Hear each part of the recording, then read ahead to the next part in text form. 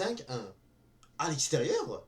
Salut à tous, aujourd'hui on se retrouve pour le débrief de cette rencontre entre le Gabon et le Maroc. Victoire 5-1 à l'extérieur pour l'équipe du Maroc pour cette avant-dernière journée de qualifications à la CAN 2025. Et maintenant on est à 5 sur 6 des victoires. Donc là maintenant on est à 15 points et on vient de détruire cette équipe du Gabon encore une fois. Je vous rappelle qu'au mois de septembre on les avait battus 4-1. Maintenant on les a eu aujourd'hui 5-1. Et pour de vrai, il y a des choses à dire parce que là on voit qu'il y a eu beaucoup de belles choses qu'on a vues, mais aussi il y a eu quelque chose qui n'ont pas peut-être bien été. Mais avant de commencer, n'hésitez pas à vous abonner, liker, commenter, et ça va faire toujours un très grand plaisir de vous avoir dans mes vidéos. Donc pour commencer, je tiens juste à vous dire que là, le Gabon, ils sont qualifiés quand même. Donc voilà, le fait qu'on ait joué ce match n'a pas servi vraiment à grand chose, hein, parce que déjà, nous, le Maroc, on les qualifié déjà. Donc rien de chose, tandis que le Gabon, voilà, avec la défaite de la Centrafrique face aux Lesotho, il n'y avait aucune chance que voilà, le Gabon ne se qualifie pas pour cette CAN.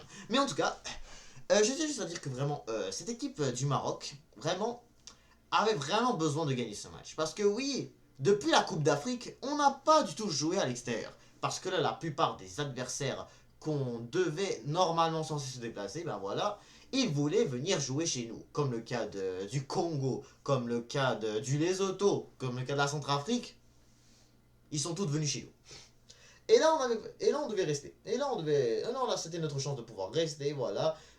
Et marquer des buts. Et comme ça, on avait la chance de plus voir notre vrai jeu que nous allons avoir lors de la CAN 2025. Mais ce match contre le Gabon était vraiment un très bon test.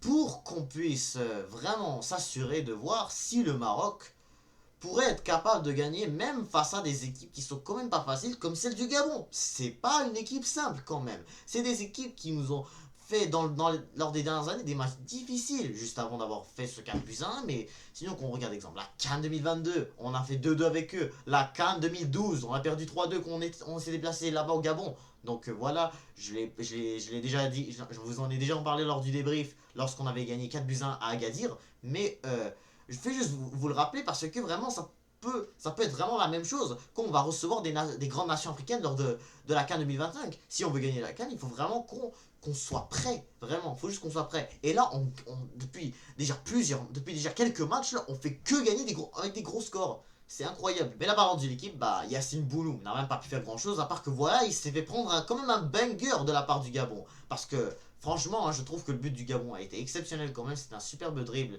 Parce que quand même, le Maroc s'est fait prendre quand même un bon banger hein, de la part du Gabon. Parce que là, après, là, c'était un attaquant qui s'est fait. Qui a dribblé quand même Achraf Hakimi, et là, il a fait une superbe frappe. Et par la suite, voilà, on s'est vite réveillé un peu. Et là, c'était quelque chose que pourtant je m'y attendais même pas. Hein, parce que quand on voyait lors des récentes rencontres qu'on est allé à l'extérieur, si je me rappelle bien, de l'Afrique du Sud qu'on a perdu là-bas, de la Côte d'Ivoire lorsqu'on a fait match nul là-bas aussi, voilà, on s'est fait prendre des buts. Et voilà, on n'arrivait vraiment pas trop à avoir des coups de pied arrêtés, on était vraiment pourris, voilà, comme vraiment euh, c'était souvent la difficulté. Voilà, c'était souvent dur. Vraiment, les corners, c'était vraiment compliqué. Mais là, maintenant, ça s'est beaucoup réamélioré. En étant proche de vrai, on était pas loin d'égaliser, voilà, avec une tête. Mais voilà, ça s'est vite venu en ayant cette égalisation de Jamal Harkas. Jamal Harkas a fait l'égalisation pour l'équipe nationale du Maroc en parlant d'un défenseur, hein, voilà. Beaucoup de personnes qui font vraiment que l'accuser, voilà, sur les matchs, les choses pourries, mais en final, Harkas n'était pas pour moi le plus mauvais. Parce que c'est vrai que beaucoup de personnes étaient beaucoup plus inquiets. Quand je l'ai vu, moi, le premier, quand moi je l'ai vu dans la composition, j'étais comme, oula, là, ça va être peut-être dur, hein. Face à une équipe gabonaise qui attaque beaucoup, on sera chez eux, voilà. Il faut vraiment que Harkas fasse un très bon match. Mais c'était pas un mauvais match qu'il a pu faire. C'était pas un mauvais match. Il nous a fait l'égalisation et vraiment, c'était bien et c'était vraiment une superbe tête. Deuxième but, voilà, bah, enfin, on a un Aguerd déjà qui a super bien fait. Voilà, bien fait son match. Achraf Hakimi, c'est lui qui a fait bien sûr la passe à Jamal Harkas lors du coup franc. Sinon, Hakimi a fait un superbe match. Voilà, Hakimi lui aussi. Voilà, c'était bon quand même. C'était bon, voilà. Sinon, de l'autre côté, Noussel Mazraoui, c'était pas non plus mauvais. Vraiment, c'était bon.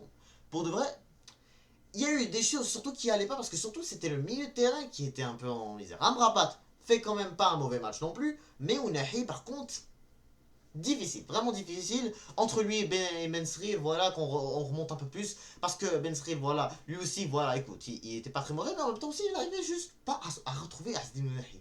Et on voit que Ilyes Ben Sri, voilà, il s'est battu, mais Asdin Ounahi, et lui, il était là parfois, et il avait de la misère parfois, il n'arrivait pas à tirer et tout. Ça se voit que des fois, le Asdin Ounahi, il y a des journées qu'il est. Quand on regarde juste Asdin Ounahi quand il joue au Maroc, quand on est au Maroc, là, il est bon quand même. Mais à l'extérieur, c'est là où c'est compliqué. C'est là où c'est quand même compliqué et tout. Et que là, on a vu que en remplaçant Asdin Ounahi par qui? Ismail Saibari qui nous a mis le cinquième but, faut en parler. Le but de Ismail Saibari en ayant en plus l'entrée de Adam Aznou, oh que c'était incroyable, oh que c'était incroyable. Le dribble juste de Saibari, un petit retournement, et là, il arrive devant les buts, dribble, c'était magnifique, franchement c'était magnifique. Pour un dernier but, voilà, les réactions c'était juste incroyable. On voit juste Regragui, il a couru dans le terrain, tellement c'était incroyable ce cinquième but. C'est là où que vraiment tout le monde le dit, et dont moi le premier, Saibari est un joueur très important. C'est comme quand je suis avec les Gunners, là. Quand je parle des Gunners, des fois, là, pour moi j'ai dit, il faut rentrer trop tard quand on est en galère. Il faut rentrer trop tard quand on est en galère. Mais en tout cas, on n'était pas en galère quand même, on gagnait 3-1, mais voilà, on voit que quand même dans le milieu c'était difficile. Ounahi, Ben Seri, voilà, etc.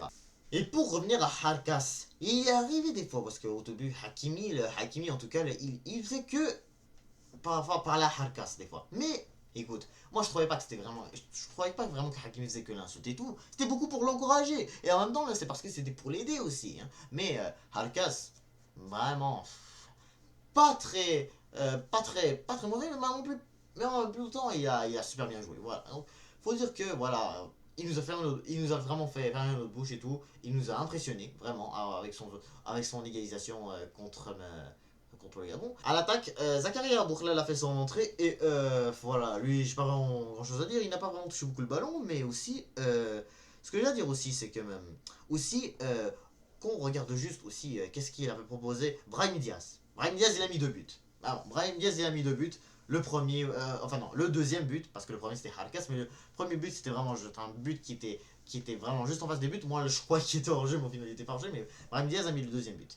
Et le troisième c'était vraiment une tête de Achraf Hakimi, et voilà, Brahim Diaz l'a vite mis par la suite. Et sur le côté droit, Abdel Zalzouli, lui aussi c'était vraiment pas exceptionnel. Pour moi je trouvais vraiment les joueurs qui n'étaient pas vraiment très forts. Zalzouli, Ben Srer, Ounahi, vraiment les trois n'étaient pas très en forme, ou si, soit je sais pas, est-ce qu'ils étaient pas en forme, ou est-ce qu'ils étaient juste pas exceptionnels et tout, mais ou juste vraiment c'était dur un peu, parce que le terrain aussi, je peux dire que le terrain n'était pas non plus exceptionnel. Je dis pas ça parce que c'est une excuse que voilà, on avait fait des erreurs, mais non, mais c'est quand même pas évident de jouer dans des terrains aussi pas exceptionnels comme celui-là. Quand on regarde, exemple, souvent ces joueurs-là, c'est des joueurs qui ont juste l'habitude de jouer dans des super terrains en Europe, Angleterre, en France, voilà, en Allemagne.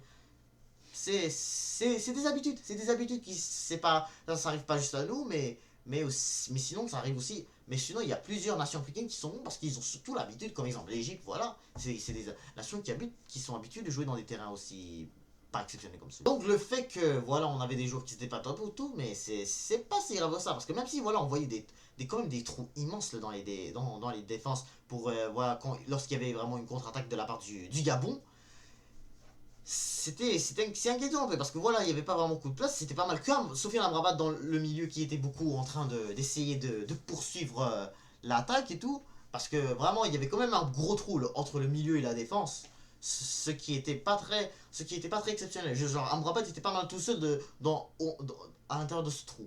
Pour finir avec le buteur, bah, El Kaabi, voilà, il s'est fait prendre un but hors jeu. Voilà, enfin, il a marqué un but hors jeu parce que je m'en ai dit pendant parce que c'est vrai que nous, on s'est fait prendre un but hors jeu de la part du Gabon, c'était le deuxième but. Et c'est là où ce que je voyais, comme quoi on allait mal un peu, on allait mal quand j'ai vu que le Gabon menait 2 buts à 0, mais non, et on menait pas 2 buts à 0, voilà. Le Gabon a eu un but hors jeu. En tout cas, c'est vrai, c'était quelque chose que j'avais oublié de mentionner aussi. Mais c'est vrai que le Gabon, quand même, a attaqué très bien. Hein. Et puis, on attaque, mais pour revenir à l'attaque du Maroc, avec El Kaabi, enfin, c'est vrai, il a quand même raté une très bonne occasion, mais sinon, Enesiri a mis le quatrième but. Et voilà, exactement ce que je voulais dire. Enesiri a mis le quatrième but d'une passe décisive de Ismail Saibari. Et là, quand je vous disais que des fois, quand je vous disais que Ezalzouli, Ounahi et Ben Srir n'étaient pas très exceptionnels, mais ce que je voulais dire là-dessus, c'est que même, voilà, ça montre à quel point les changements sont hyper importants dans cette équipe du Maroc. Parce que, et quand je dis changements, c'est surtout, on parle surtout de Ismaël Seybari. C'est surtout quand on est en galère, Ismaël Seybari est un joueur très important. Et même, il est même important surtout quand il est titulaire. C'est pour ça que je vous dis que c'est pour ça que vraiment Regragui doit vraiment commencer à le faire confiance. Parce que là, vraiment, si tu galères, c'est vraiment pour juste éviter vraiment qu'on galère. Parce que là, vraiment, oui, des fois, Ounahi, quand même, il fait des masterclass des fois, là. Mais Saibari, là, c'est autre chose, largement. Vraiment autre chose. Mais Ilyes Ben Sarir aussi. Faut dire que non plus, c'était pas non plus un match très mauvais ce qu'il a fait quand même. Il a quand même essayé. Hein. C'est les Gabonais surtout qui ont vraiment fait un match très difficile, qui ont fait un match difficile pour Ilyes Ben Sarir, ce qui a vraiment mal aidé à ce joueur de montrer vraiment son vrai talent de plus en plus. Donc vraiment, je suis satisfait quand même. Hein. C'est pas que vraiment avec ces erreurs-là, ça montre à quel point je suis pas satisfait. Je suis même très satisfait. C'était vraiment une belle soirée pour cette équipe du Maroc. Vraiment, je suis impressionné. Je suis très content de cette victoire à l'extérieur contre le Gabon. On a encore une fois détruit cette équipe gabonaise. Et surtout, vraiment, ça va me permettre, parce que là, il va nous rester le match du Lesotho pour finir ses qualifications à la CAN 2025. Et Inch'Allah, on va pouvoir finir ça que des victoires, pour de vrai. Ça serait incroyable en tant que pays organisateur. Ça montre à quel point le Maroc pourrait être favori d'aller jusqu'au bout. Hein. Donc vraiment, j'espère en tout cas. Et c'est sûr que là, il y a encore des choses à régler. Hein. Il y a encore des choses à régler. Il nous faut, exemple, le retour de Shadi Riyad. Et il nous manque quelques retours un peu qui sont quand même très importants. Vraiment très importants. On verra aussi vraiment qu'est-ce que vraiment d'autres, peut-être jeunes, qui pourraient être encore plus utiles lorsque la CAN 2025 va approcher. Donc, quand même, on montre déjà qu'on sera capable de la gagner cette CAN. Surtout qu'au Maroc, normalement, il devrait avoir aucun problème. Chez nous, dans notre pays.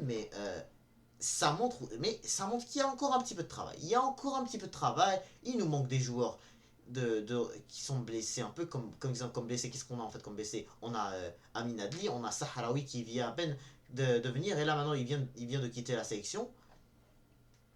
Sinon, bien sûr, voilà.